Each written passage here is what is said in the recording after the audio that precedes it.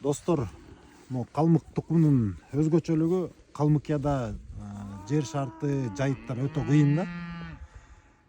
Ошол жер шартына ылайык чыгарылган мындайча айтканда порода да булчу. Анан эми мына ушул жерге ушул кызыл тик мүйүз уйларды алып келип туруп аңгус букасын кошуп коюшкан да.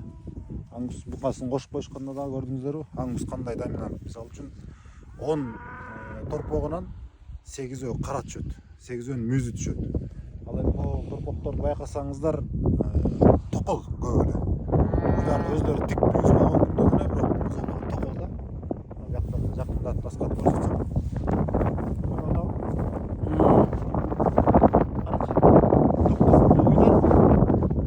Капкара торпоктор менен. Мына ушуларды боордогонго коюш керек. Булар оорубайт, оор сыркоодон да калыс болот. Бекем болот, күнүмдүк салмак кошкондо мыкты болот, жеп тамакты сиңиргенде мыкты болот. Өзү таза аңгустан дагы булардын өзүнүн көлөмү чоң болот да. Мына биякта карап татсаңыз. Карачы. Буган абдан кызыктык. Мына могул кетип бараткан экен. Тик мүйүз. Буларды эми биздин тоо шартка ушуларды алып барсак өтө мыкты болот. Мунун жакшы бир ою келип атат, жакшы бир проект жасаса болот. Сары жаз болобу, сырт өрөөндарына ошону кышы жай ошокто кала турган малды ушинтип аңгус менен аргындаштырып, же болбосо Герефорд менен аргындаштырсаң, абдан мыкты төлтүшчүдөй экен да.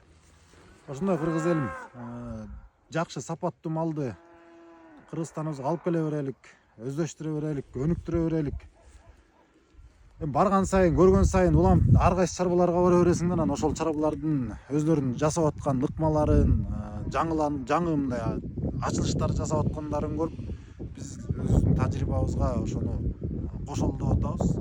Кыргызстаныбызга алып барып, ушу элдерибизге дагы бир жаңыланууларды алып келели деп атабыз. Ошондой өнүгө берели. Берекеси болсун. Могу чарба абдан жакты бизге.